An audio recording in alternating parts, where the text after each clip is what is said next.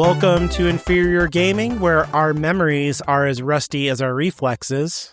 I'm Alan. I'm Caitlin, and I hadn't read that before you said it, but I see what inspired it. Our general state of being, yeah.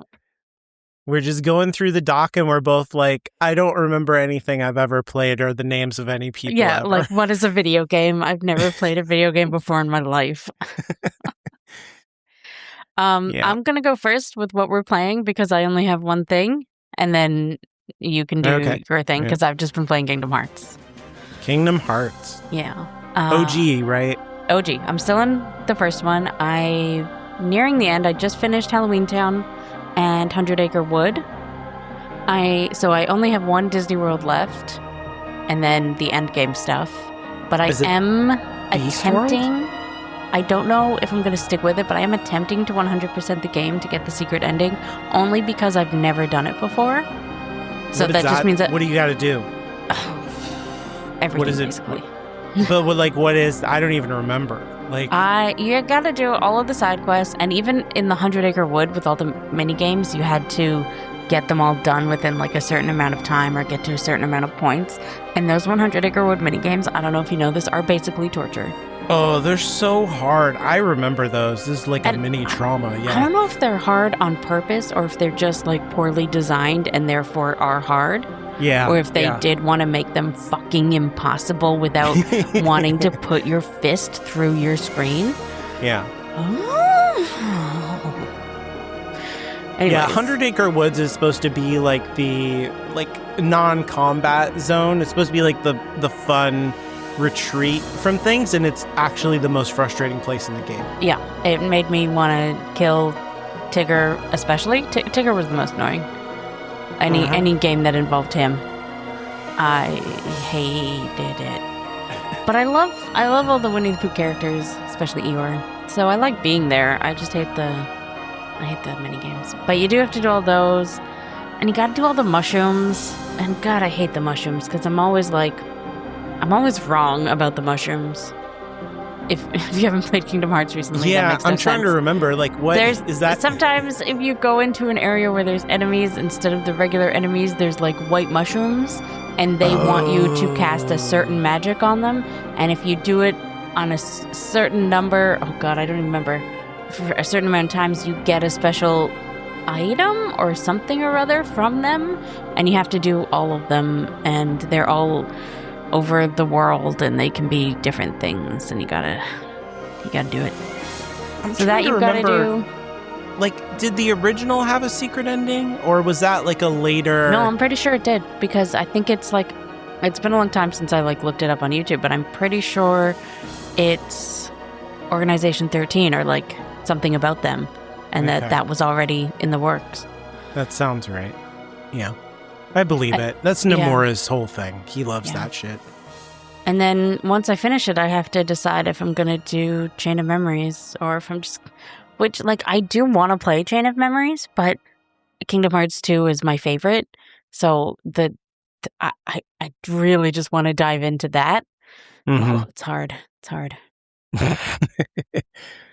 Kingdom Hearts 2 is light years better than Kingdom Hearts 1, in my opinion. Yeah. Cool. Yeah. So are you enjoying it though? You like? Oh yeah, I'm having a great time. Good. Yeah, that's good.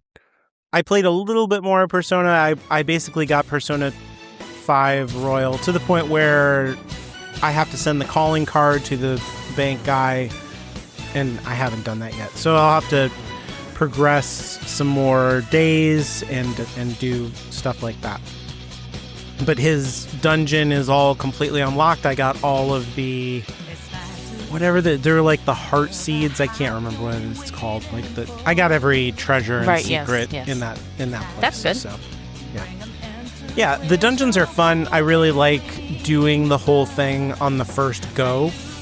Yes. Good. And I find the resources to be just right. Because it gives you so much money that.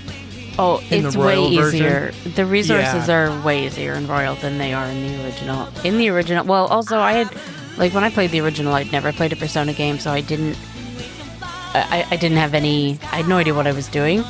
But oh my god, the resource management was so difficult.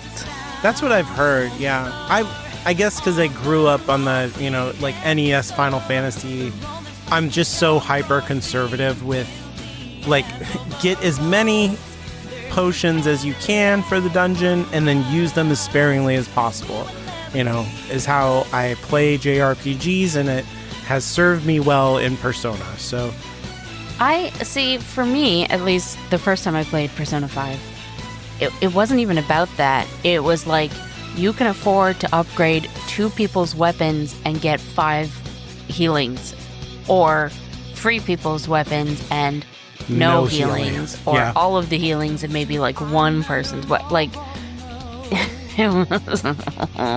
I think they want you to spend time in mementos also to like accumulate money, but that costs you resources spending as your well. Resources, right? Yeah, it's a real balancing act, and so the extra money helps a lot with that whole thing in Royal. But I still, like, by the end of the dungeon, like I said, I do it all in one run, and by the end of the dungeon, I'm pretty low. But I am, instead of doing the all-out attack, a lot of times when I get the last monster down or the whole group of monsters, I will tell them, like, give me money to get out, so that I have that money to get the resources on the way back out again. Yep. I remember that trick. Yeah. Persona 4 did not have that. You get nothing. JRPGs are hard. Those dungeons will cook you. Yeah, so I didn't play too much of that. I played a game that is like a indie... Why can't I think of it? Metroidvania, because that's the same. I just said the same thing twice. Indie and Metroidvania. I mean, Metroid and Castlevania are not indie, so I don't. Yeah, I agree. But Metroidvania games is like, it's almost always an indie game. It feels to me like some indie studio comes out and they're like, we're making a game, and I'm like, is it a Metroidvania? And they're like, it's a Metroidvania. I'm like, of course it is. But this one I really enjoy. Not that they're bad. Like, a lot of times they're fun. And this one is pretty good. It's called Mio, which stands for Memories in Orbit. It's about a little robot guy, girl. I'm not sure. It's a robot, so it's probably neither of those.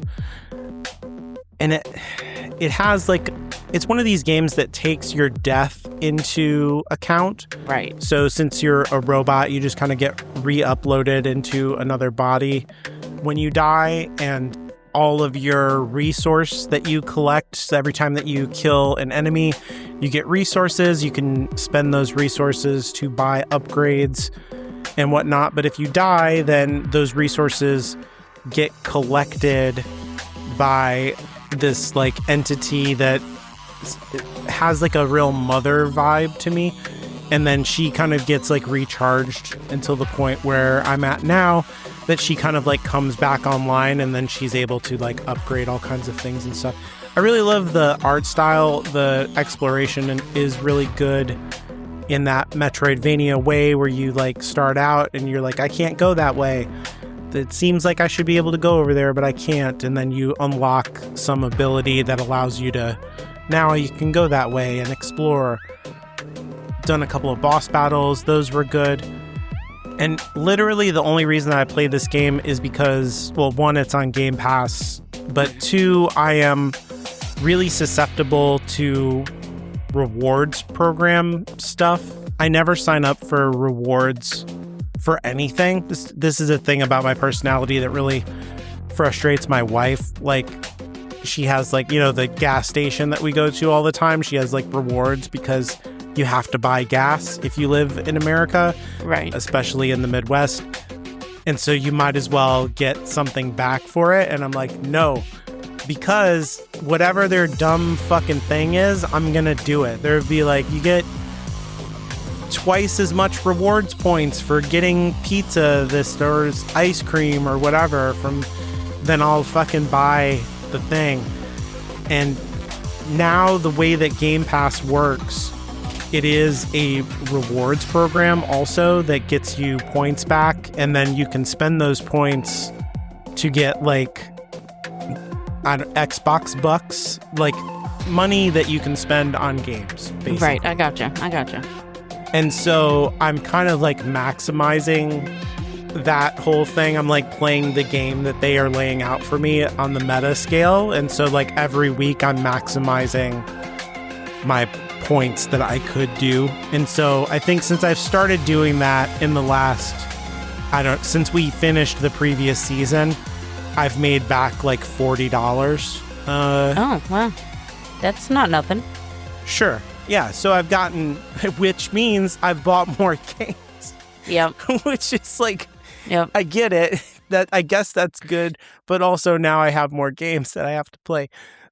So I played that because it was getting me points because it's a Game Pass game, but it was also good. It's a good game and I enjoyed my time with it. A game that I got with those points this month it's a driving game called Micro Overdrive Home Tour, which is a kind of old school top-down toy racer game. So this is like the idea is like those old radio controlled cars from when we were kids, like RC cars. Right, yep. And then this must still exist. I guess maybe not. Yeah, they're still out there, sure. Mm-hmm. And there were lots of games that were like that, like RC Pro-Am back on the Nintendo, and that genre has always existed in racing games.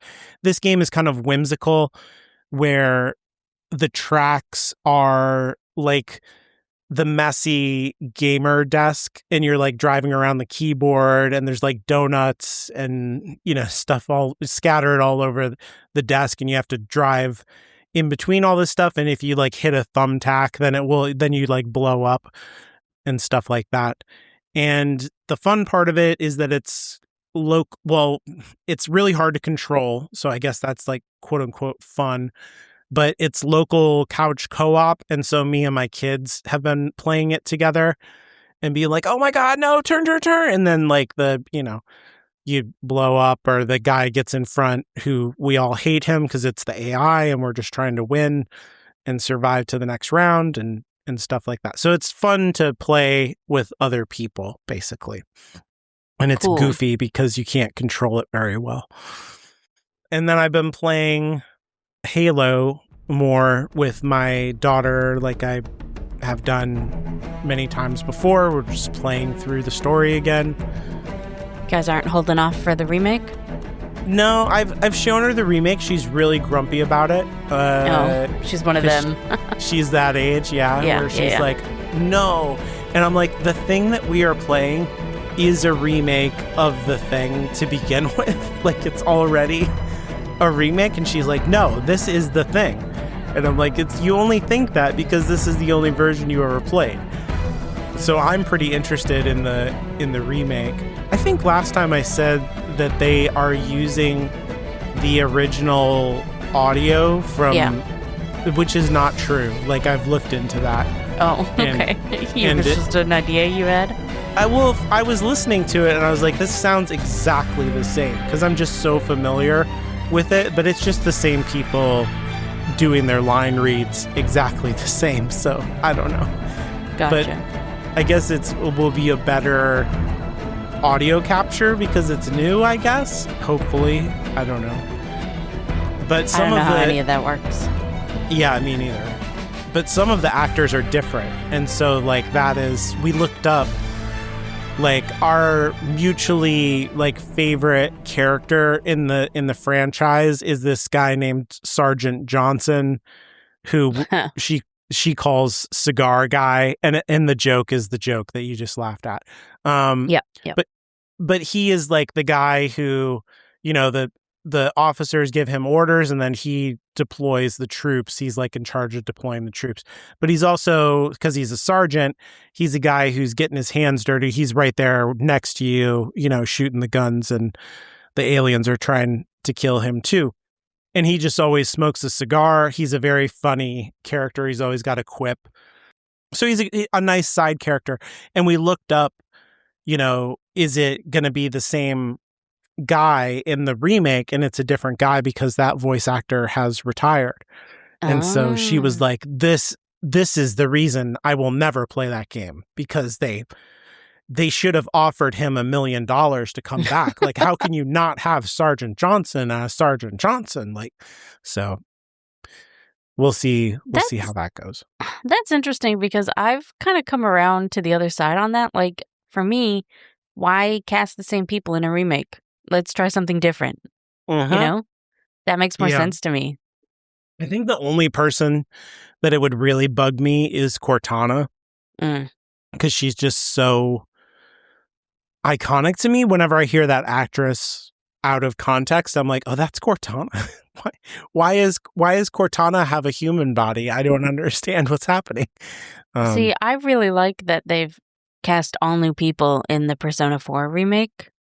Like, I don't think interesting. I don't think a single character is played by the same actor, at least not from the main squad. I don't know about like your uncle, and I'm sure his detective sidekick isn't played by Yuri Lowenthal, because he's not. I don't, right. That would be $1 million. Was that? Yeah, I think that was him. Somebody was played by Yuri Lowenthal. I'm pretty sure it was him. As soon as he started talking the first time I played Persona 4, I was like, oh, it's 1 million anime characters. Right. Yeah. Yeah. Because I think back then there was so much of a crossover between much. Yeah. Yeah. And it's less so now. It's all just like Troy Baker. It's all Troy Baker. No, but like a lot of the cast are newer people who I haven't heard before, or they've done smaller things, or, that not somebody who's done 1 million things that I'm going to not be able to turn that part of my brain off, which a lot of the original cast is, or like maybe they weren't at the time, but they are now. You think they're doing that to save money, or is it, what's your sense of that? I would say that a lot of those people were too busy to do a job they've already done. Yeah. That makes sense. You know what I mean? Yep. Like Sam Riegel and Laura Bailey are two of the main characters. Like, they weren't going to do it again. So I cannot see them being like wanting to do it all over again. Yeah. Not unless there's like a bunch of money to bring you back. Yeah. Yeah. That makes sense. But I'm looking forward to it. I really want to see what the new people do with it. And I really hope that the script has been made less early 2000s. You know what I mean? Yeah. Maybe a little less queer people are always the butt of the joke. That'd be great. I wonder about that too with the Halo thing, because it's the same era. Yeah. It's not queer people are the butt of the joke in Halo so much. But I do wonder if the humor is going to be similar. They can't change the plot too much, I guess, where it is that early 2000s smug atheism of like, religious people are going to kill us all. Right. But maybe those people were right all along. I don't know. But the only other thing that I've played more of is the Dark Souls remaster, which isn't very much of, but it was funny to me, and the only reason to bring it up is because it's been a long time since I've played the first Dark Souls, and it's maybe been like 8 or 9 years. And so there's I was in this forest area, and I was like going up some stairs. Like, everything in the forest area is like full of like little pieces of ruins that it's like a castle got ripped apart by this forest. And so every once in a while there's like a tower or whatever in the middle of this place. And so I'm like creeping up this tower, and then suddenly I have a memory of like, wait, this is a trap. There's a guy who comes from behind, and I turn around and there he is. And then the guy who's ahead of me also wakes up, and I'm like, no, I should have known. And I like tried to run away from the whole thing and got stuck. And so it's been long enough that game is fucking getting me all over again with its dirty tricks. I thought I had a perfect memory for all of its bullshit, but in fact, I do not. And I went so far as to cheese a boss, which I felt a little bit bad about, but the Capra Demon is bullshit. That boss is so much worse now in the remaster somehow than I remember it being when I first played it. It's like this very big boss in a very tiny space with two incredibly difficult to hit dog enemies that are moving very, very fast. It's just the most unfair, unbalanced boss ever made, maybe. And so there's a way to just lob grenades over into the boss area and kill him without ever going inside. And that's what I did. So that's what I've been playing. Cool. You did just remind me in Kingdom Hearts, like I had kind of, but like because you're talking about what you remember and don't remember, I have like a similar problem where I'm always like, I swear we could do this in this game and then it would result in this and blah, blah, blah, blah. Like, and then it turns out that it's just something I needed to unlock later on. Oh, yeah. And yeah, I'm like, oh, cool. Like at the beginning of the game, if there was like a flying enemy, I kept just hitting whack because I was like, that'll just get me up there. And it would never. And I had to like unlearn that. And apparently that's just something you need to unlock later on because now I can do it. Right. I think I'm you can do a lot of that stuff like right off the bat in K2, right? It's just like... I don't know, man. Like, Maybe I'm remembering that one wrong too. I will report back because I know this. I've played Kingdom Hearts 2 twice and I've like watched a friend play it once. And I know the second time that I played it for myself, I would always try to glide, but like you do not unlock glide for quite some time. Yeah, that's an end game thing. Yeah, but I'm, no matter what game I'm playing, I'm always trying to glide. I'm like, glide? Can I just glide down these stairs instead of walking? No? Oh, well. So it is strange the things we remember and the things that we don't. I wonder if that game has a new game plus. Which now one? that you say that, Kingdom Hearts. Because you're not playing the original, you're playing like a... Yeah, I'm playing the 1.5 or whatever it's called, the final mix. There we go. I can report back to you about that. Well, because I don't think the original did. No, I don't think so. Because it would be interesting to be able to, like, once you get through the tutorial, or maybe you just skip it entirely, you know, to just get in there and have all your abilities from the jump would be like a different experience, I guess. Yeah. They just came out with an update to the Final Fantasy Tactics game where it has a new game plus for the first time. So you can roll through the game with all of your end game builds and items and stuff like that. That would be super interesting. Yeah. Yeah. I'd love to do that first battle with the rooftop assholes, or that first archer battle. And I've got time ninjas on my side or something like that, and just wreck those assholes. Be like, this is revenge. Yeah, in general, I feel like a lot of those story battles would feel like revenge. Yeah, that would be fun. I don't mind a hard battle, but some of them felt like genuinely unfair. Like the other team could do things that the game would never, no matter how leveled I was, let me do, like shooting through walls and stuff. Yeah. The archer like takes a shot and it goes like whoop, like over the wall and then back down wherever you are. Yeah. And it's like, how, dude? How? Like, how did he even know I was there? Like, what are you talking about? That time that happened to me, that's when I stopped playing. I was just so angry. I was like, okay, well, I'm done. Yeah, the random battles are way more fair than the story battles in that game.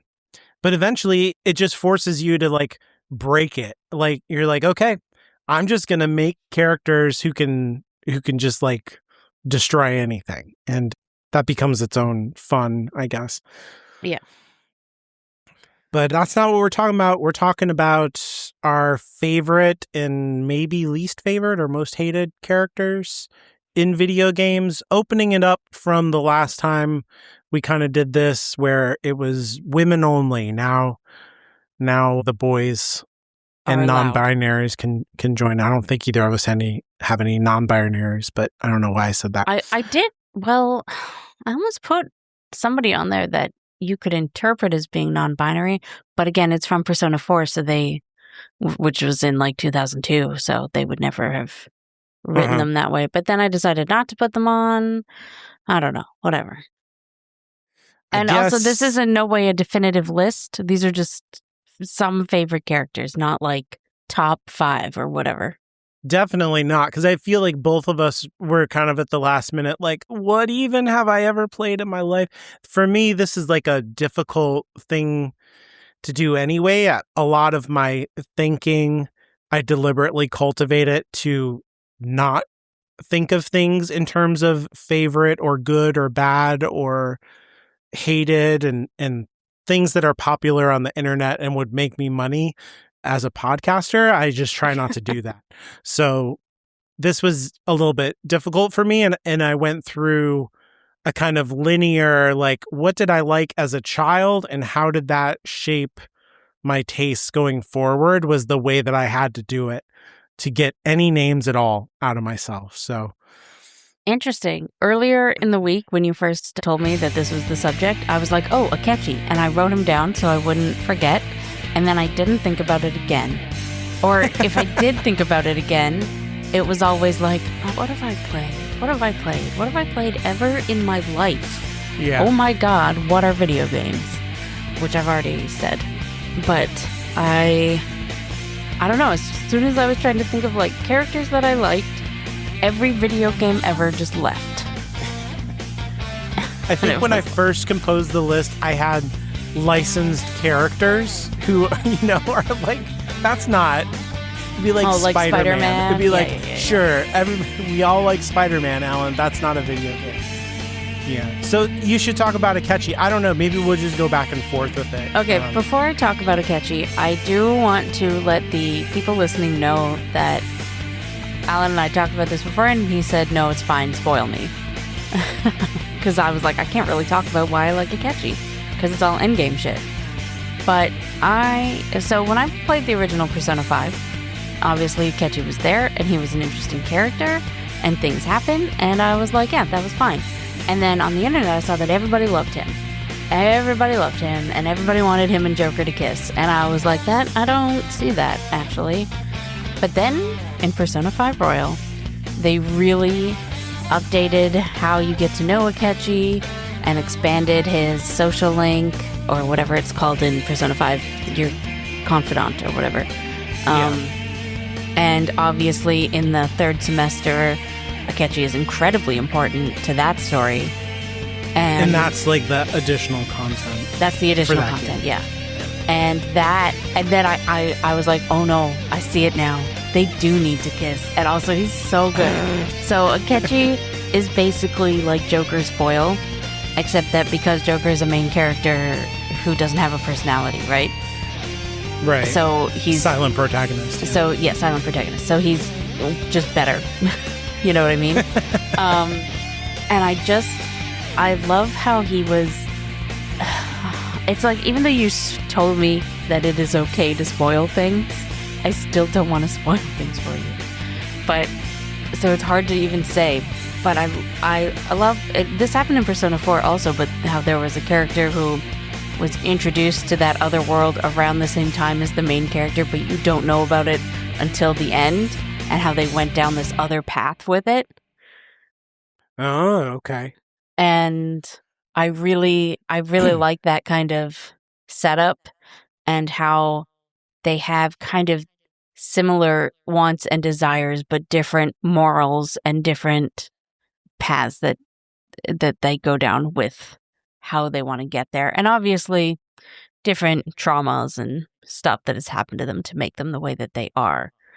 And I love that Akechi is unapologetically kind of a psychopath. and Robbie Daymond, his voice actor, does an amazing job of it, especially in the extra royal stuff. He is so good. Interesting. He's just involved in a lot of my favorite moments. I've only just met him in the part of the story that I'm in. And then his, like, each one of the people in the group, and I guess some of the other characters that you have a link to, all have, like, he is justice is the thing that he That's is. his confidant. Yep. Right. And so, like, to me, that says something about, like, there's an archetype behind him, or like what he cares about or how he sees the world. That's interesting. To call him the foil to Joker is interesting. I mean, personal justice doesn't always line up with societal justice. Justice, yeah. Yeah. Yeah. I don't believe in spoilers. I think we've talked about this many times. I don't know what we've talked about off recording and on recording anymore. Yeah. You know, but yeah, we definitely have the same idea about how being spoiled for a story doesn't necessarily make it a bad story. Yeah. And if it does, then it was always a bad story. It was not good. Yeah. Yeah. I'm not trying to, like, I really want to walk into a mousetrap. Like, that's not what. Well, you don't even, like, Persona doesn't let you do that, right? Like, the story is so on rails that, you know, it's going to play out the exact same way no matter what. So it's not going to affect how you play it. It's just going to affect your first when you realize time that Akechi is lying to you, you know? Like, yeah, which is interesting for the Justice character to do that. Yeah. So, yeah. And I haven't, like, spoiled any particular moments, I don't think. Yeah. So, but I love how he's written. I love how, honestly, I'd forgotten that he was Justice. And so, and I don't remember, because there's the character that I think best sort of matches up with him, sort of-ish, in Persona 4, also has a confidant, but that confidant changes once it's revealed, once the lying is revealed. I didn't even know that was possible, so that's pretty cool. So I don't know if that happens in Persona 5. Yeah. Huh.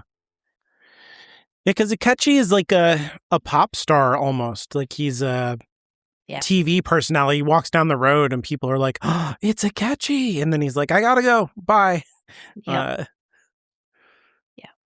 He is, like, interested in Joker immediately, though. Like, yes, they do have a connection right away. And technically you have, I mean, no, never mind. I won't say anything else. Yeah, that's fun. Yeah. I love a good foil. That's funny because my first one is the foil to the main character in Final Fantasy IV. Makes sense. Kain. I think that Final Fantasy IV was the first time that I played something where I was like, oh, it can be like a story. I think when I played Final Fantasy, what I liked about it was that there was a lot of my imagination participating in the experience. And so it was something that I could really invest myself into. But Final Fantasy IV is very much like, it's closer to you're watching a movie or something, which is ridiculous to say, you know, like, if you look back on it now, but at the time it was like the cutting edge of, you know, graphics and technology and stuff. But it had characters, they had arcs, they had emotions, there was different animations for the characters where they were crying or they were screaming, and I just never seen anything like that in any game. And Kain was the character out of all of them that was the most interesting to me, because he's very much like Riku in Kingdom Hearts. Like, I mean, he gets his name from, like, Cain and Abel, you know, the one who kills his brother. So, like, there's a darkness to Kain. There's, like, a sadness to him, and he is so powerful when he's in the party also, that when the game was over, he was the character that I was thinking about the most. I used to, like, doodle his character and, like, come up with little stories that were like, here's what happened to Kain after, you know, the story of Final Fantasy IV when I was a kid. And it's funny to me, they made a little sequel called The After Years, like, many years later, like 2010 or something like that. Yes. And it opens with Kain Like so it's not just me, I feel like, like it was either the other people who made that game were captured by it, or it just kind of feels like that's the character who's most available to like something else happens with that guy compared to all the other characters feel finished at the end of the story, and his story doesn't feel done at the end. And he does it. It's such a cool idea in the after years too, where the main character, his son, is kind of like Cain comes along, who was his father's best friend, and is like, let me teach you how to be a hero, which is like, I just love that idea. It's so cool. So I love Cain. I love the journey of like the character who goes to the dark and comes back to the light and never quite loses the darkness, always has that edge to him. That's a cool character. That does sound very similar to Akechi, except I don't know that Akechi quite ever really comes back to the light. Ooh, that's really interesting. Like, mostly because you don't, I mean, maybe he doesn't have, the game kind of ends, so you don't have, I mean, obviously the game ends, but there's just not time to explore what, you know what I mean? Like, yeah, he kind of it's has the same a change thing in Final of heart, Fantasy IV. but yeah, you don't know how it's going to go. Yeah, because the main character in Final Fantasy IV, the whole thing is about you start as a dark knight and you become a paladin. Yeah, I've played the first 20 minutes. Yeah. And so it's Cain and Cecil at the beginning. And so it's those two guys. And at the end of the game, it's them also. So it's just like, it's very self-consciously doing that thing, but Cain, like Cecil gets out of it, I guess is what I'm saying. Like he makes that transition from darkness to light and he never looks back. And Cain is a mixture of those things and he never transitions fully to the light. So That's a character who's more interesting to me. Yeah. My next character is Garnet, otherwise known as Dagger from Final Fantasy IX. I feel like whenever people talk about the characters in Final Fantasy IX, they talk about Vivi and Steiner. Yeah. And Vivi, they're fine. For sure, yeah. I mean, obviously Vivi's great. I didn't put Vivi on my list because I'm like, what more needs to be said? He's great. But I actually really, really, really love Garnet. I think she's one of the...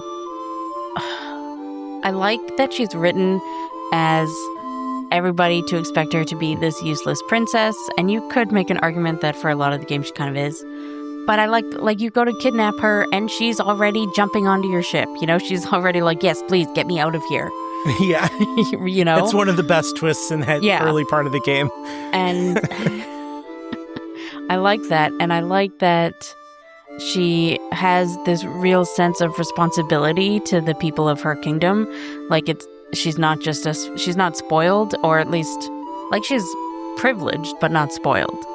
Mm-hmm.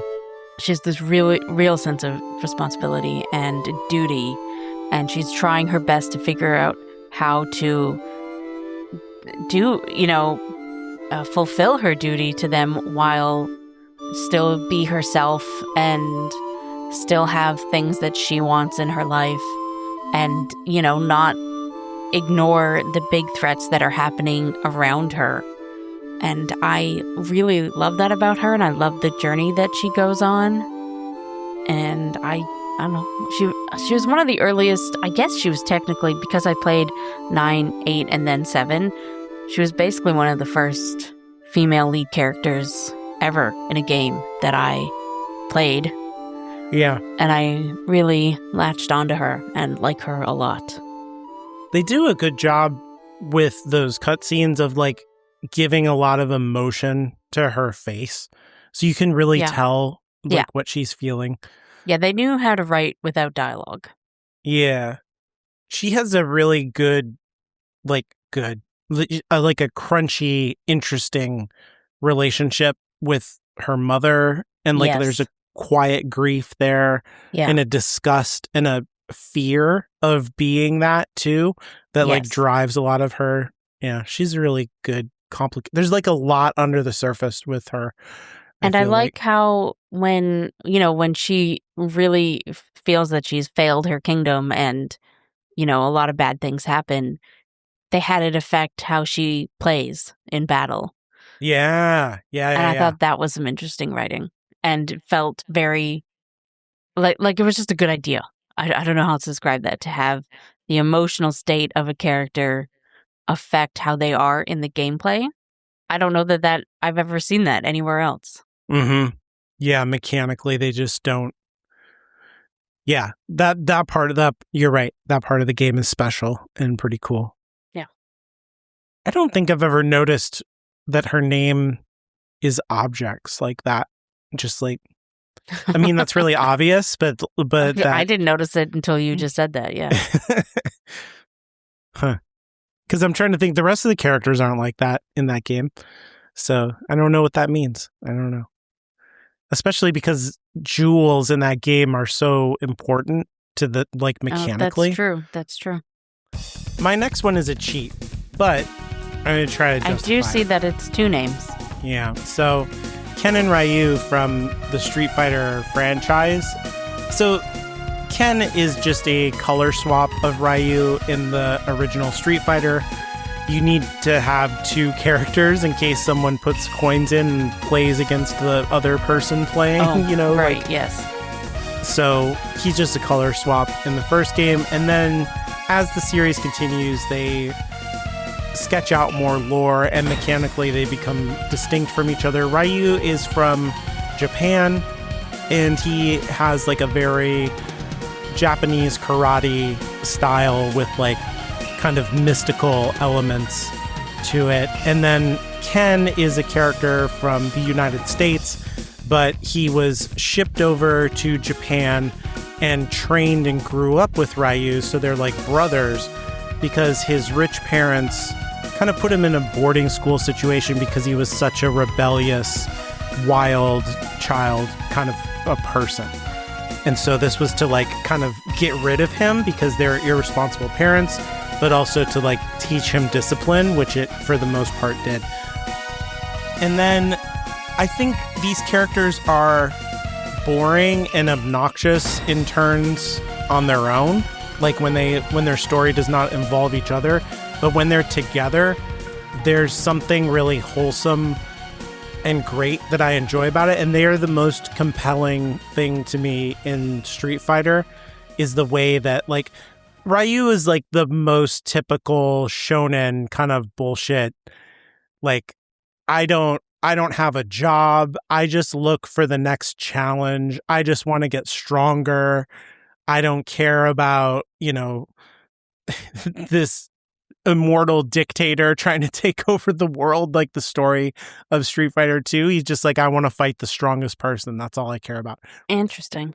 And then Ken is like, I want to be a movie star. I want to be rich. I want to have a hot wife. I want to do drugs. I want to get drunk. Like he's just like a train wreck of a person unless Ryu is in trouble. And then he's like, I got to drop everything and be there for my brother. And so when those two characters are together, like they give each other focus and purpose, they feel like a real yin yang. Like one of them is the responsible brother. The other one is the party animal. But when they're together, they really feel like they balance each other out. And I don't know. I just love those two guys. And those are usually my mains when I play in the series. I'm either Ken or Ryu, or if I'm playing one where you can tag people in, it is Ken and Ryu, and then, one of their other associated characters.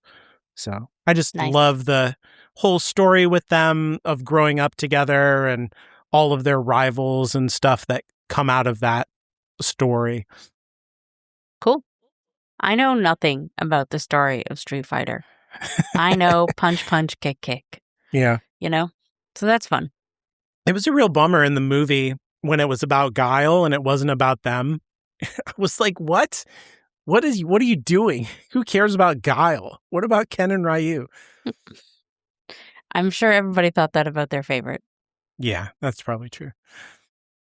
That's why a lot of video games don't work, right? Because you can't please everyone that way. Oh, yeah, the adaptations. Yeah. Yeah, it's the impossible. adaptations. Did I say movie? I don't think I did. You know what I mean? Video game Yeah. adaptations. Sorry. That's why I'm so worried about this Mass Effect TV show. I think that they're supposedly man, how in are you going to do development. that? Like, that's crazy. Why do that? But my next character is Emma from Detective Instinct Farewell My Beloved, which was a visual novel that I played last year. She's like, you're the player character kind of dude, and she's your fellow student person on this train ride. She's like a friend of yours. And she's the one who, at the beginning of the game, she talks to this lady at the edge of the train, and in such a way that she really gets this feeling, or like their conversation is related to you in such a way that it kind of implies that that lady was gonna jump if Emma had not come and talked to her. Oh, and like that's commit never suicide? Yeah, that's never said by anyone, but it kind of just has that feeling, right? And then, Emma made plans to meet up with her in the dining cart, and then the lady never shows, and that's the mystery that you're trying to solve. Then everybody on the train car says that they've never seen this lady. Nobody knows who she is. And she doesn't seem to be there, and it's a train, so there's only so many places a person could be, right? Right. Yeah, that's kind of brilliant. Yeah. And I really, really like Emma, because at first she's not, like, it's not even a murder mystery at first, right? You're just like, where did she go? Like, she didn't show up for dinner, and Emma's worried about her. And that kind of sets up the tone of the game, that really, like, the kind of theme of the game is that you should be looking out for your neighbors. You know what I mean? That if on both, like, the small scale of, somebody who sat next to you on a train, and the bigger scale of politically these two countries that are next to each other and used to be one country are having a whole thing. Interesting. Yeah. And I really like her determination and her just wanting to find, like, she really latches on to this woman that she just had this one conversation with and is determined to find her and find out what happened, even when finding out the truth kind of leads to the worst possible outcome. Or not the worst, but, like, the truth is not what Emma would have wanted to know, Or at least she wouldn't have wanted it to be true, but since it is, she does want to know, you know what I mean? Yep. And I really liked her, and I liked her as the driving force behind the mystery in that game. Interesting. Yeah, in detective stories, women can often be the kind of, like, inciting incident, but it doesn't sound like she's the kind of love interest character in that way. I don't know. Or damsel. There wasn't really anything for or against in this game, you know what I mean? And I don't know if they're planning to do sequels.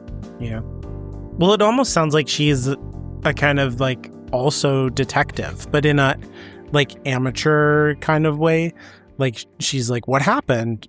I want to find out. Like, so that's interesting. Yeah. The two of you are just students, and then you kind of become detectives. Like, you start working with, there's a cop on the train. And yeah, so she's like your partner. Yeah, she's your partner. That's cool. Yeah. The main character is male, right? Like, yeah, the guy you play as is male. Yeah, you can't mess with that. Interesting. I guess this was, like you said, I thought of Akechi first, and this was the first thing that I thought of was... if you hadn't put this character on your list, I would have put them on mine. I thought of Sephiroth from Final Fantasy VII. It's a little bit boring, but I do think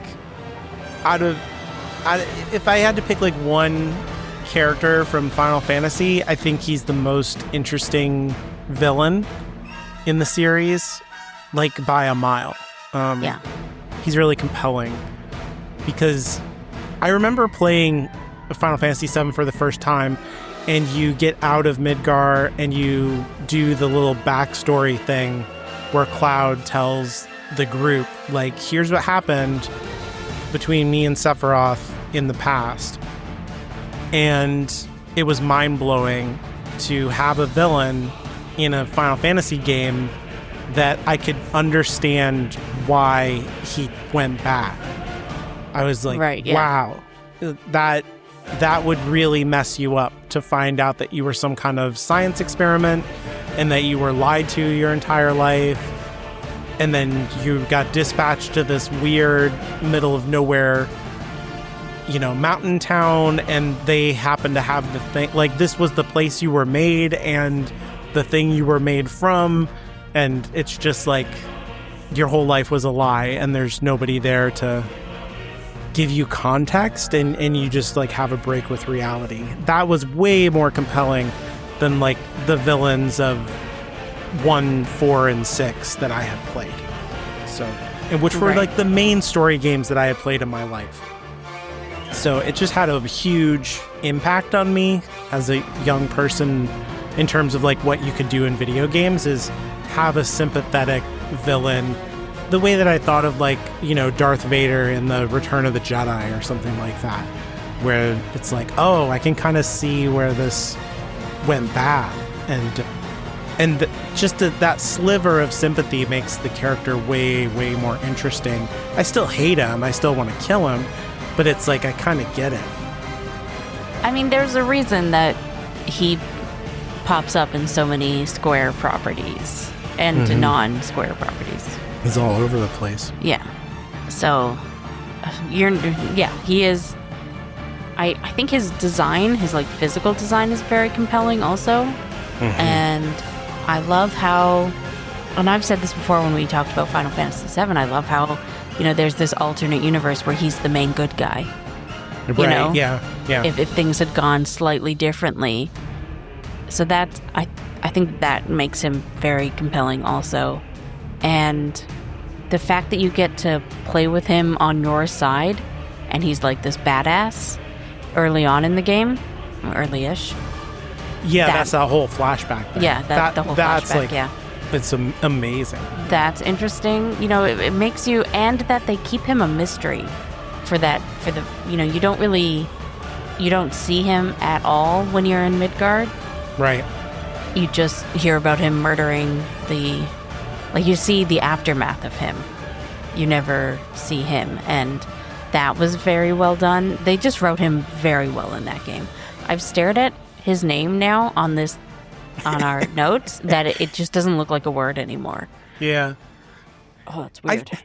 I think he might have also been like a weird tipping point for me where you too went evil? Yeah. I murdered my best friend. No. So his name has a meaning outside of the context of Final Fantasy, because it's part of Kabbalah, which I did not know, when I'm playing the game, but I'm just so, captivated by Sephiroth, and it's the early days of the internet. And so you could do like a search, and then this other stuff comes up, and I was like, wait a minute, this doesn't have anything to do with Final Fantasy. And then I was like, oh, this is like, these are ideas that are kind of like being referenced.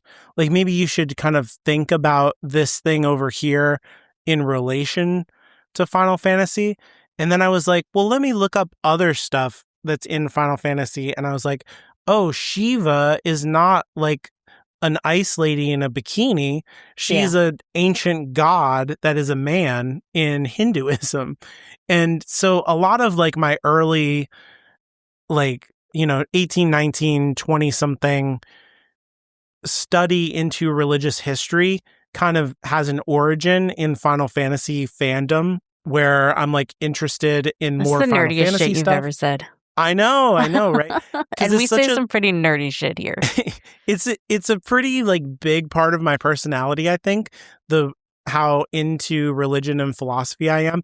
And it really has like an origin point, I think, with Sephiroth, just the coincidence of like the internet being a searchable database that will bring you back results based on just the word and not like understanding what I wanted from it. Right. So just opened up a whole different avenue of thing. And I was like, well, I should learn more about these things, because then I will understand Final Fantasy better. And it just like took me in a totally different direction in my life, really. So I want you to know I stopped myself from making a joke when you were saying that, like, you looked into other things, and I was going to be like, oh, you Googled the word cloud? Now you know what that is? And did you know? Yeah. Yeah. But I stopped myself and let you talk. My next character is Morden from Mass Effect 2.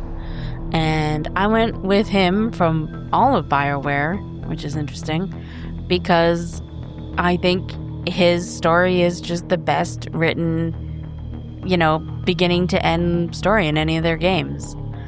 When you do his loyalty mission in Mass Effect 2, there's this moment where you find the guy you were looking for, and he's looking at a screen, I think, and he's justifying what the two of them did together. Mm-hmm. And there's this moment in his eyes where you can kind of see him be like, you can see the beginnings of him changing his mind, that it was not justified. And then from him going from that to what he does in 3 with, coming up with the cure for the disease that he helped not create, but not fade away, I guess, is what he did. Mm-hmm. And coming up with the cure for that and really, what's the word? Redeeming himself. Now, as Shepard, you can stop that from happening. Mm-hmm. I've done that. Have you ever done that? I have never done that. Yeah. as much as that would change something in the story that I would enjoy, it wouldn't be the same. I'd feel so bad about it. And maybe that's stupid for video games, but I've never been able to bring myself to do it. If I ever play without my Krogan friend from Game 1, Rex? Mm-hmm. Rex. That's if you right. kill Rex in Game 1, then maybe I would. Because without him, I don't think the Krogan would go in a good way. I think it's worse. Where he lands is so much darker and painful, and it's so hard and bad. I know he does not thank you, and it's bad. No, it's bad. But I've never even looked up the scenes, I don't want to. It's really bad. He's a great character. Yeah. But if you, let the story play out the way that he wants it to, and let him redeem himself, and I remember that scene so clearly in 2, where he has that moment of doubting himself. Mm-hmm. And it's so well done and so well written, and I just really like him. And also he's hilarious. He's so funny. He's very funny. It's great. I always think of him singing. That's he's the best. Yeah. Yeah, the singing. I am the very model of a scientist Solarian. I've studied species Turian, Asari, and Batarian. I'm quite good at genetics as a subset of biology because I am an expert, which I know is a tautology. My xenoscience studies range from urban to agrarian. I am the very model of a scientist Solarian. Oh, better to die to a thresher maw with shotgun blasting, roaring, rather than to play ambassadorial games with the blood of Shiagar in her veins. Off to fight since Turians can't, with diplomats instead of a Krant, but she'll be true to Tuchanka's dream and live and die a Krogan queen. For she is the Krogan queen, hurrah, hurrah for the Krogan queen, and it is a glorious thing to be the Krogan queen. Yeah, the singing and also the joke, if you romance an alien in Mass Effect 2, he will start talking to you about basically what you have to do to have sex with an alien, and then eventually Shepard will be like, you're pulling my leg. And it's hilarious every time. And I just really enjoy him. I think that's one of the only stories in Mass Effect 2, because I think that game is so much darker and more cynical in its entire outlook, where they arc a character, or you have the capacity. I think it feels like an authentic expression of that character's journey, I guess is what I'm saying, where he moves from being this kind of science is science. Like, it's a tool. We should just explore all of it. There is no morality. Like, it's just knowledge, and what you do with it is like, you know, the application has moral implications, but I'm just learning stuff, you know, like, yeah. And then he learns about responsibility and, like, you know, consequences for your actions and the context for other species and stuff like that. And it's just really great in the way that you're saying. So I think out of all the stories, that one is the most, like, not cynical version, I guess, is what I'm trying to say. I have no idea how Mass Effect 3 plays out if Mordin dies. Because he can die in the suicide mission. He can, yep. Everyone can. Yep. But I've never done that. Like, is it just another Solarian? Maybe. Because that all has to happen. Yeah.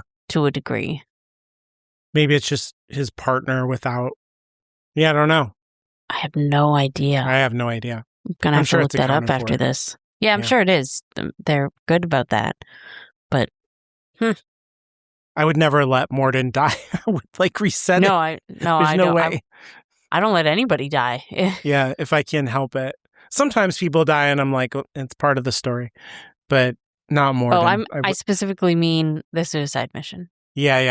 I get you.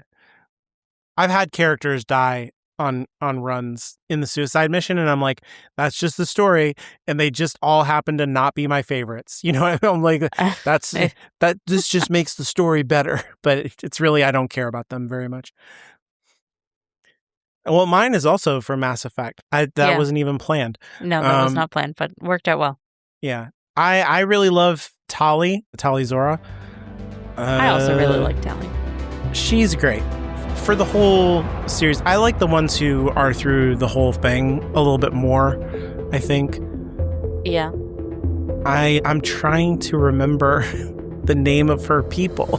Why can't I think of it? I just love that group.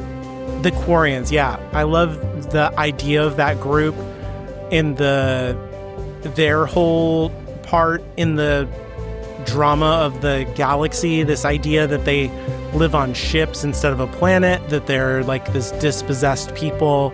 They're the first kind of victims of this AI war that is like underneath the surface of the galaxy.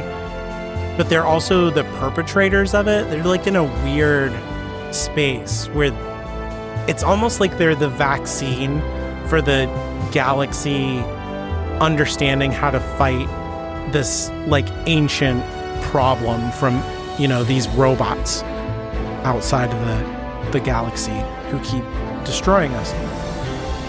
And Tali's like enthusiasm and optimism for engineering and like I just love having her in the group, and she's just so funny about the stuff that she gets excited about. Her little exclamations in battle and stuff like that are great.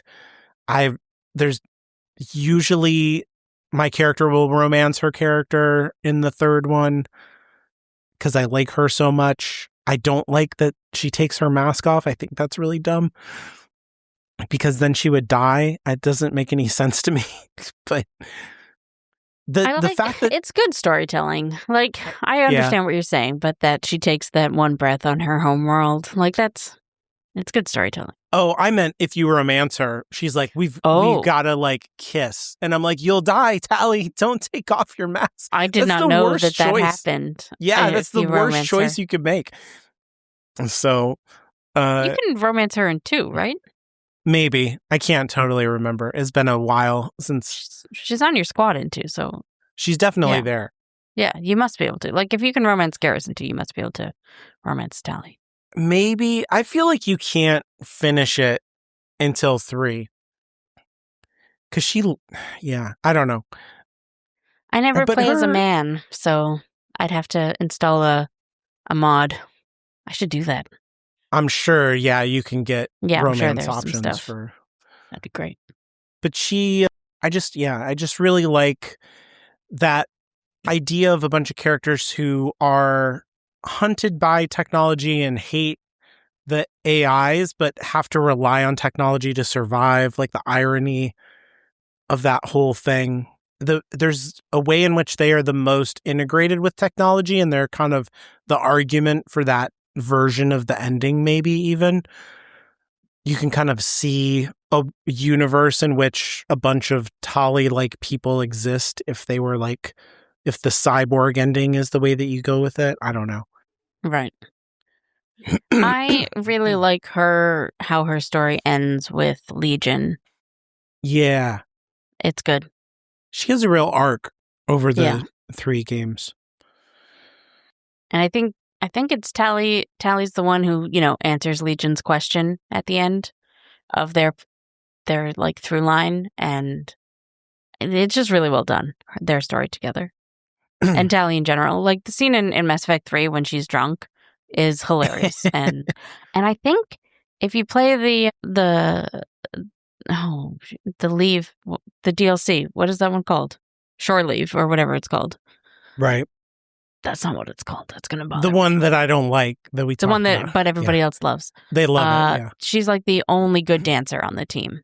Oh, that's true. She is a good dancer, yeah. Yeah, she's the only one. And I like that they gave her that claim to fame. Yeah. It's funny, too, because she's such a dork all the time, which is why I like her. Like, her jokes are so... They're just not good jokes. They're just dorky jokes. So that's, like, adorable to me. And how excited she is for science and engineering. And, like, when you bring her to the engine room for the first time, she's just like, oh, my God, like, look at this and this. Like, I just love that. That's really good stuff. Back to me? I guess, yeah. Okay, I decided to put down Renoir from Expedition 33. From painting history.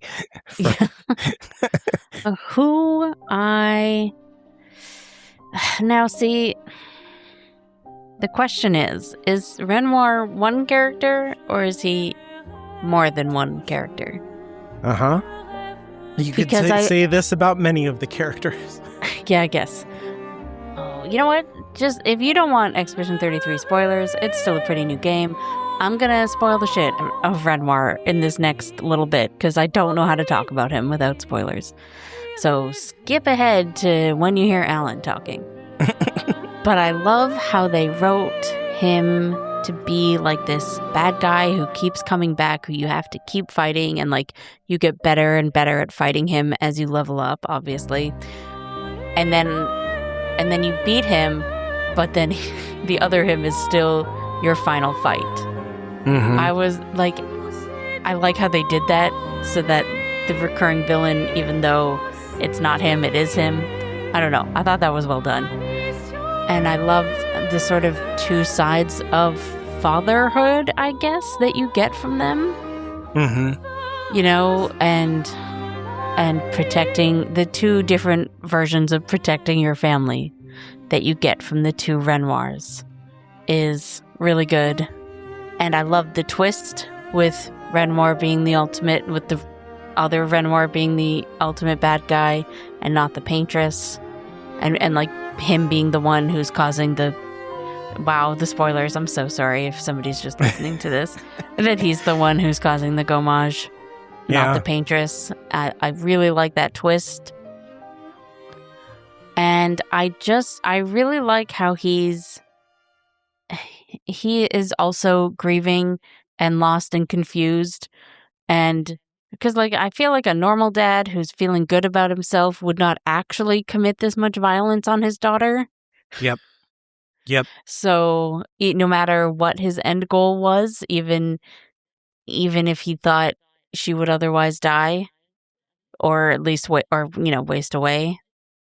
So he's just got a lot going on, and I think he makes both versions of him. I think make really good villains.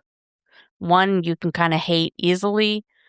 And then, although even, he's got some other stuff going on, but mostly one you can just hate easily. And then one, he's got some good points.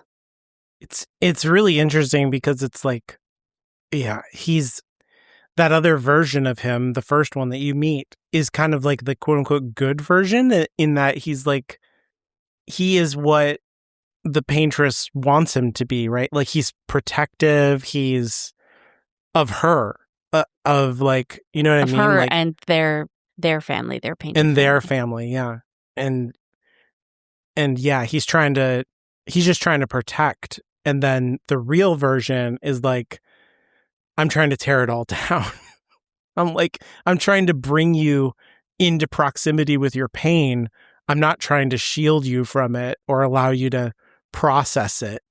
I'm just shoving it down your throat, which is monstrous in like a completely different way. Like when you first meet him, he's so monstrous where he's just like murdering everybody. You just like had this big party and everybody was a little bit drunk and they're like, well, I don't know if it's going to work out, you guys, but we hope it will. And then murder. It's so scary. Murder. He's a great character. And I like how a part of the mystery he is. Yeah. I've been slowly replaying that game because I do want to talk about it. And when you first get into the manor, I'm doing New Game Plus. I really don't remember the fine details of my first playthrough, so I don't remember if this happens. But when you get into the manor, you meet the curator for the first time. Yes. And then to leave the manor, you have to battle the curator because it kind of like teaches you more about, you know, how to dodge and stuff like that. But since it's New Game Plus, they don't really like bother with that. They're like, here's just a really fucking hard battle. And I'm a little bit stuck on him. And so it's interesting that like you're even kind of like, you know, like you say, you fight this version of him and you fight this other, like there's yet other versions that you fight also. Yeah. So yeah, you really fight Renoir a lot in the game. A lot. Yeah. And he helps you in different ways too, though. Like he's also your ally in indirect ways. So it's complicated, way more complicated than Sephiroth. You know, like I was like, oh, I can kind of see where he's coming from. Like I can really see where Renoir's coming from, and it bothers me how much I can understand that guy. Yeah. And there's also just that moment in the final battle when he does turn into the curator. And I just remember thinking, genius, like great. Like it was such a good payoff of that whole story and such a good design choice. Mm-hmm. And I love when a game's visual design and just comes together with the story that way. That game in general is really good about it, but none more so than with Renoir. Mm-hmm. And stellar voice casting. Obviously, like all around. Yeah. Just really, really good. Great character. Well, I snuck an Elden Ring character in. That's what ER stands for. That makes sense. He is my favorite adventuring buddy, Blad the Half-Wolf, or Blade. I'm not sure. I can't remember now. I always call him Blad, but it might be Blade. Now that I'm looking at it, it almost certainly is Blade. I would think. Because I've read a lot of books with wealth mythology, whenever I see a double D, I think it's going to be like a TH noise. So, which would make his name Blade, which kind of sucks, actually. Blade. That might be right, though. They do a lot of archaic spellings in the game, so it's funny to like go online and hear people talk about, and then you go over here and you unlock the Gale. And I'm like, that's a jail, dude. That's why, because they're in jail, you know, like they're in bars and stuff. It's a jail, my bro. It's not a Gale. That's just how we used to spell jail.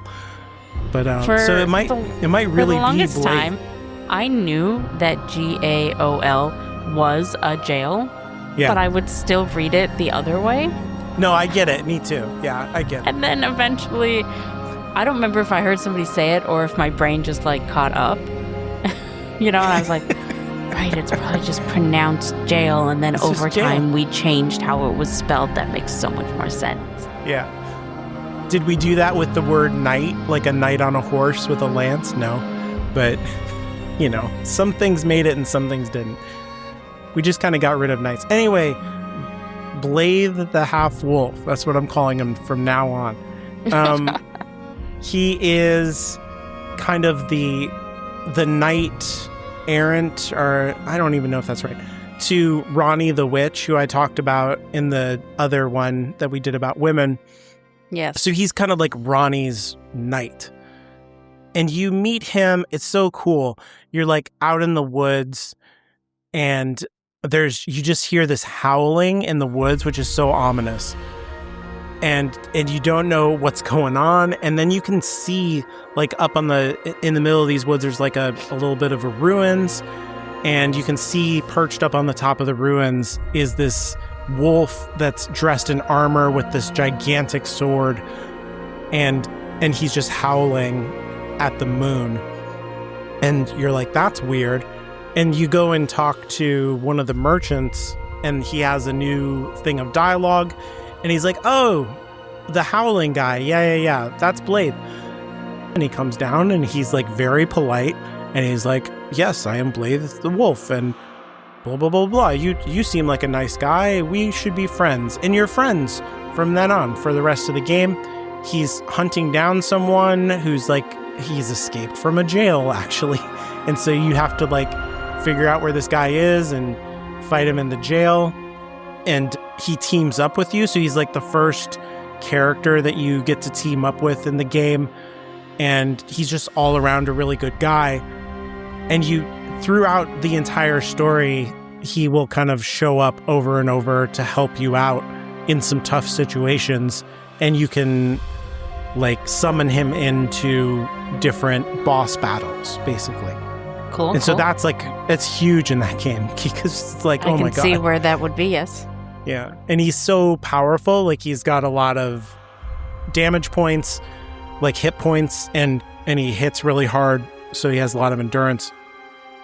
And then if you follow Ronnie's quest, eventually it gets to a point where she, like her entire thing is, I'm going to betray the gods and I'm going to like destroy the universe, basically. And the more that you help her out with that, he was created by the gods to guard her when she was a little girl, because she's the one who's supposed to inherit like the power of God. She's supposed to be the next god of the universe. And she doesn't want to be the kind of god that those entities want her to be. She wants to do it in a completely different way. And part of him guarding her is guarding against her agenda. And so once she gets to a certain point in her story, he turns on her. But he is so loyal to her and loves her so much that it like is a conflict within him. Like he doesn't want to fight her. And so he kind of like, basically he tells you like, I'm going to go to this place where she isn't, and I want you to meet me there and kill me so I don't stop her. And so you have to kill your best friend in order to complete her quest. And it's so like heartbreaking, and like the way he acts in that fight is like, so it's just so good. It's so good. And then once you kill him, you get to wear his armor and look like him and stuff. So that's great. But same thing with Renmore. Yeah, that's right. You get a shirt. Yeah. It's a great story.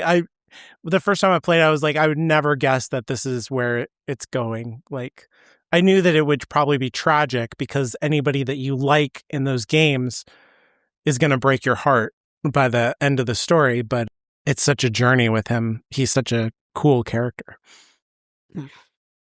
I don't remember. Okay, my last character that I've written here, I do not remember if I mentioned her in our Best Women episode.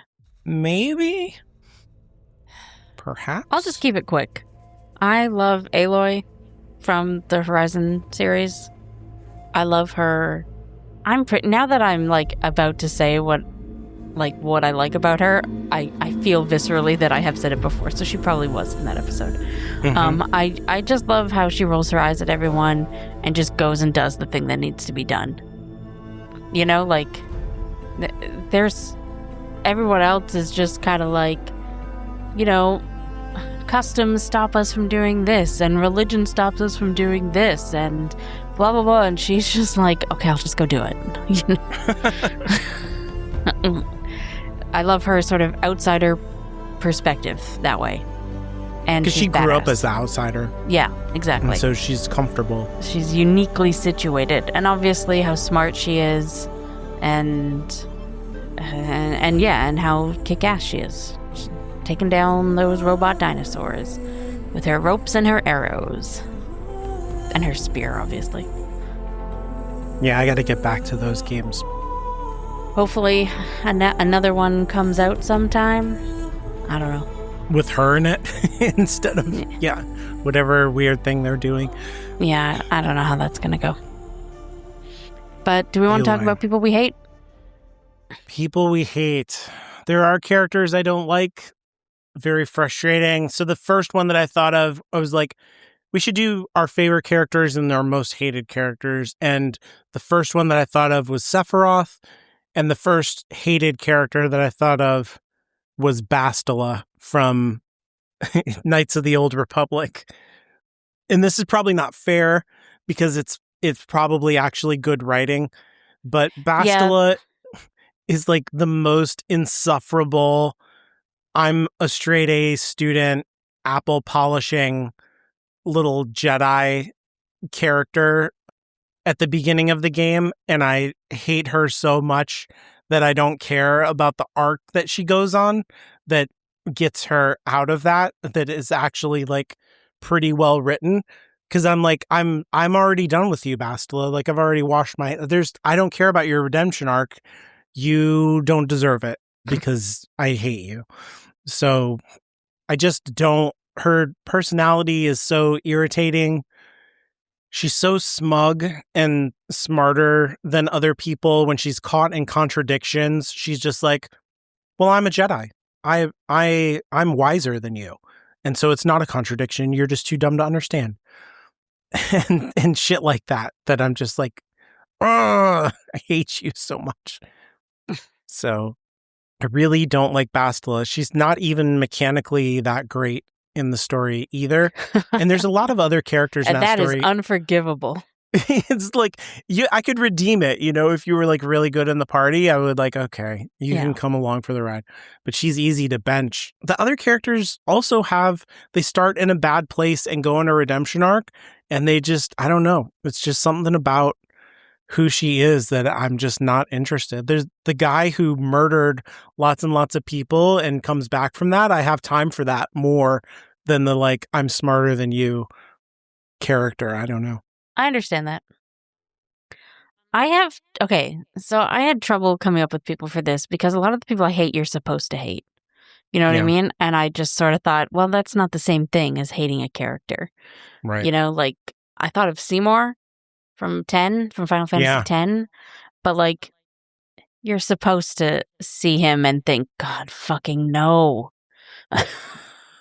Like not again. Yeah. Or like, you died 3 battles ago. What is happening? He's like the opposite of Renmar, who I like enjoyed facing so many times. Seymour, I was just like, I will kill him and then myself, jeez. But again, I think that's on purpose from the writing team. So I wrote down 2 characters who I think I'm supposed to like, but I don't. But it's for the exact same reason, so I'm just going to talk about them both here. And it's Teddy from Persona 4 and Yusuke from Persona 5. And what I hate about them, and now a lot of people don't like Teddy, and I don't know why other people don't like Teddy, but I don't like him for, again, the same reason that I don't like Yusuke is they're both written as these like kind of socially awkward, don't really know the right thing to say in a situation. But that translates into always objectifying women and always saying the worst possible thing that they could say about women. Uh-huh. And nobody ever calls them on it. No, nobody ever says, like, maybe don't, maybe stop. Just the whole games, for laughs, they will say the worst thing that they could say about women. And I can't fucking stand it. Yeah, there's the whole thing with Yusuke where he's like, you need to get naked for me to paint you. Yeah, that type of thing. Yeah. Teddy is always being like, oh, are we going to sneak into the girls' room? Or are they going to be naked? Or are you going to do something like this or whatever? And it's just like, why is this happening? And why? And like, they're always just saying something that will, like, if the girls are there with them, it just immediately makes them all uncomfortable. And the game knows that because it writes them as immediately being uncomfortable. But then nobody, like, especially with Teddy, who is kind of brand new to the world, like, you could teach him a different way to be, but nobody does. And I hate it a lot. Yeah, that sounds annoying. I definitely bench Yusuke a lot. He's not in the group really. He shows up in the group chat and I'm like, oh, right, you exist. Forgot about you. And that is one of the big like criticisms with Persona 5 is that after you're done a character's story, they kind of become unimportant to the plot. Like a character is done, like the dungeon that they're associated with and that sort of thing. Like not, like obviously you're doing their confidant, so you get, but usually that is so far removed from the plot and they just don't, like nothing hits as hard as that first palace when you bring down your teacher who was making life difficult for, at the time, all of you. Mm-hmm. Yeah, and then after that, it's like each person has their own little story. And his thing, like with afterwards, he was like kind of homeless because his benefactor went to jail. So like he stays with Joker briefly. And even then I was like, oh, right, you exist. I forgot you were here. So like in my mind, he's not even part of the group. So they don't do a good job of like making me care about that guy very much. That's funny that you bring that up because in Persona 4, Teddy stays with you for a while too. So but it's like this outsider. Well, there's like a mechanical reason for it as well as Teddy just decides that you need a friend to stay with you for a bit is the sort of plot reason. Okay. And the person that normally Teddy stays with is like, if he annoys you for even a second, just call me and I'll come get him. I don't remember the actual line, but it's, that's the gist of it. But it's pretty funny. So I had some fighting characters in my favorites. There's a guy named Bass in Dead or Alive series that really annoys me. He's in every one of those games. He's like a Hulk Hogan clone from, nice. Professional wrestling. Yeah. He's American professional wrestler. That's like his martial arts style and his persona. He's really, really loud and gross. But I just think that like he's lazy. Like compared, a lot of the other characters are also celebrity clones. There's like a Bruce Lee character, who looks and sounds just like Bruce Lee and stuff. And I don't know, he just has like a lot more going on than Bass does. Bass is, and maybe this is just like a stereotype about Americans. The Bass is just loud. He swears a lot. He eats a lot of like fatty foods. He's really, really fat. And he has a daughter who is also one of the playable characters. She's also a wrestling style character, although she's more fun and has like a better personality than he does. And his whole thing is like, I got to make you stop being a wrestler and I got to get you out of these bikinis and married to a nice guy. And like it's literally like if you play through the story mode with his character, that's his entire, like the world is being taken over by an evil corporation that is genetically engineering ninjas to destroy the governments of the world. And he's really worried about if his daughter is seen on TV in a bikini and who she's going to be dating is like his whole story that he cares about. And I don't like that guy. I think that he's lazy and he sucks as a character. Nice. I would be proud of my daughters to be professional wrestlers who are in bikinis, I guess is what I'm saying. I don't know if that's true. And then the most go ahead. What you're saying is you'd be proud of them like if they just do what they want to do. For doing what they want to do. Yeah. Yeah. He definitely is not. But the game is not ironic about it. It's not like, and that's a bad thing. The game is like, of course, this is how dads are. My most controversial thing that I will ever say on the show is that Anders from Dragon Age is sucks, and I don't like him, and he's not a good character. Very controversial, yeah. Nobody else agrees with you. Yeah.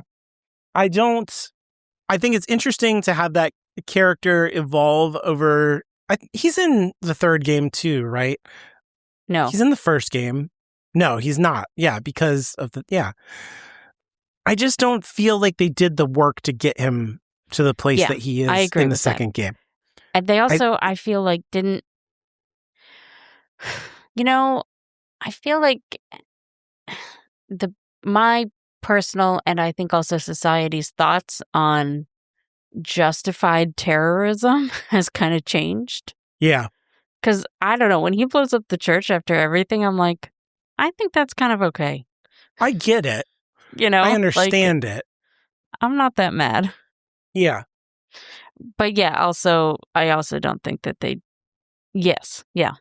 They kind of created their own extremists. Like somebody was going to do it.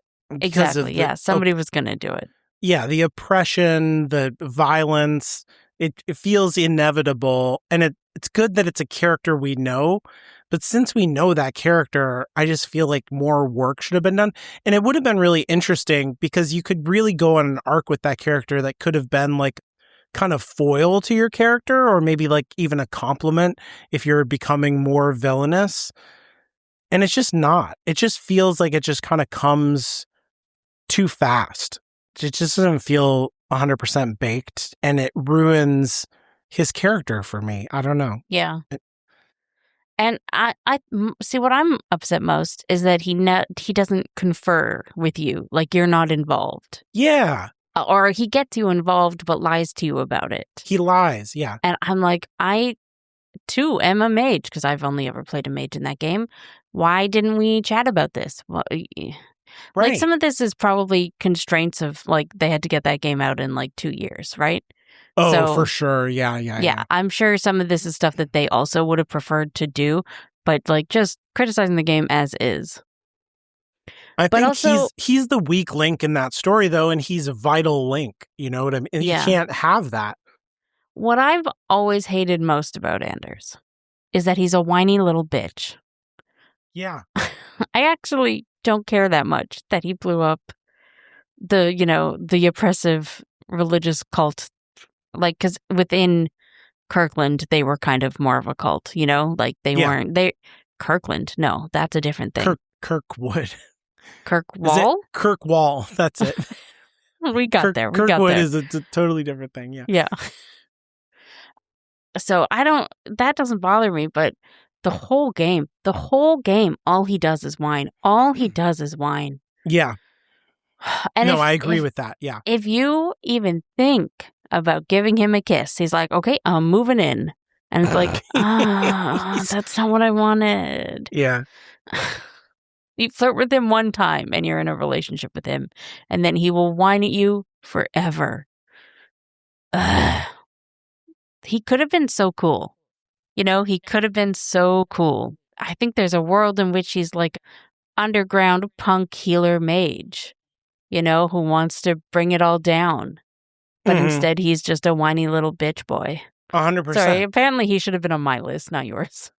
No, I'm glad that you feel this way. I was a little bit worried because I was like, well, maybe Caitlin will be mad about this. But like, no, I agree. He got on my nerves. You meet him in the first game, and he's not great there either. I get what they're going for, right? Like that he has this kind of internal weakness to him that is what leads to this moral weakness, this kind of collapse into terrorism and violence that is a kind of failure of him as a person.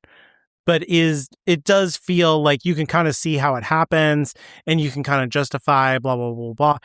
And I think that plays into the kind of like, if you romance him even a little bit, he's like, let's get married immediately, because there's a weakness in him where he's like, oh, I could use your strength. Like I could build myself around who you are. I see what they're doing. It's just he's so obnoxious. It's the same thing as Bastila. Like he just sucks so much that I'm like, I'm not here for it. Like it just sucks. Yeah. I'm glad that we agree on Anders. Yeah. It's good to I hate come together at the end. But again, I don't hate him for blowing up the Chantry. That's what I've been trying to say. The Chantry. Yeah. I hate him for whining about it. Yeah, I get it. Commit, I get why he dude. did it. It makes sense. Yeah. But I don't know. Like when you look at Sephiroth, like I also get it. But he's cooler. We I love villains. that guy. People love morally gray characters. People do not love whiners. Little whiny bitch. Yeah, he's like, he sucks. And it's probably more true to like who a real terrorist would be, more like Anders. Yeah, probably. Like he gives off real incel energy. Yeah. But I don't want to hang out with that. So, Yeah, exactly. It's not fun. Yeah. It's just starting to rain. Between now and our next episode is when new video games start arriving. Oh, no. And my life gets complicated. The Adventures of Elliot is going to arrive this week. And then the Steam Summer Sale happens. I downloaded the demo for Elliot. I did not get a chance to play it, but... Let me know if you do. I'm skeptical of the 2D HD thing. I still feel grumpy about it. I still feel like it's like an indie thing that has to do with a kind of Chrono Trigger I love nostalgia. that you say it's an indie thing, because I'm pretty sure it was Square Enix that, like, if not started it, at least popularized it. Well, that's what I feel like. Indie people did it. It was kind of selling, and then this big studio was like, let us take your lunch, and now we're going to sell it. I don't like that. Like, I mean, it doesn't stop other people from doing it. I guess. It just, I don't know. It just kind of here's a question for you. If they did a remake of Final Fantasy VI in that style, would you play it? No. Like, I don't want that.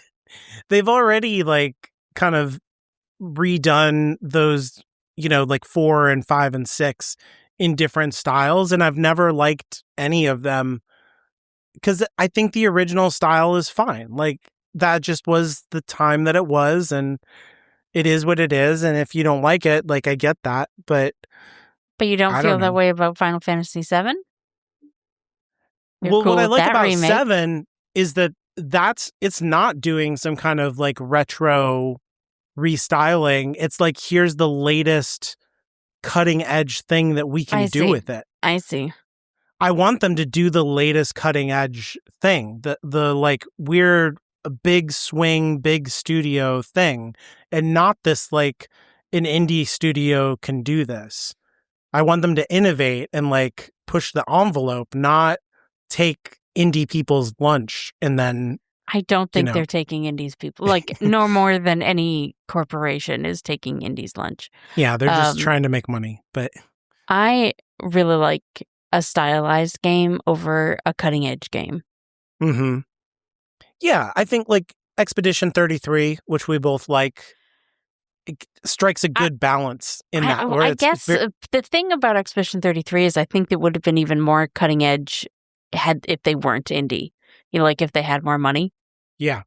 So I don't necessarily think, like, I enjoy the look and I enjoy the style, but I wouldn't necessarily say that they're a particularly stylized game, which, like, they have good art direction, absolutely.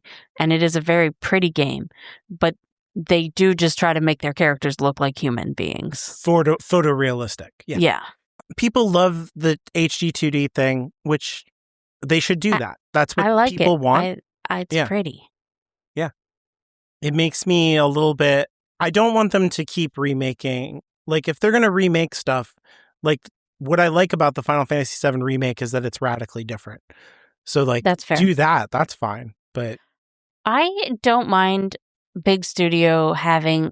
because doing remakes like this, because, like, if the remakes are going to be their guaranteed seller, and then they're going to have a different team working on something new and interesting, that's how I'd like them to do it. You know what I mean? Yeah. Have a guaranteed seller, make your money, and then do something new and different to try something new. That's fine. Like, I like that idea. But I think that's what they're doing. Yeah. I hope so. I hope Final Fantasy 17 and Dragon Quest 12, I guess, are going to push the envelope or be different from what they've been trying with like 15 and 16. Yeah. Hopefully. And I know 16 didn't sell as well as they wanted it to. I have no idea where 15's numbers ended up. Not great. Yeah, that's what I thought. I know not great, but also I think I don't think it was reviewed well, no matter what the numbers were. Yeah. 14 has gotten them through a lot of things. Yeah. I'll try out that demo. I just am weirded out by the move. But I am excited for Resonance. We talked about that already. I don't even know how we got off on this subject, other than me being like... Let's just stop talking. We're done. Yeah. This is an off-recording conversation. Okay, you can weigh in on anything we've said today, on topic or off, on Blue Sky at Inferior Gaming. And if you want to just follow me personally on Blue Sky, I'm at Inferior Caitlin. You can send us an email at inferiorgamingpod@gmail.com, or you can check out the website, hollowedgroundmedia.com, and fill out the contact form there. And remember, don't be a whiny little bitch boy. Oh no, I have to change my whole personality.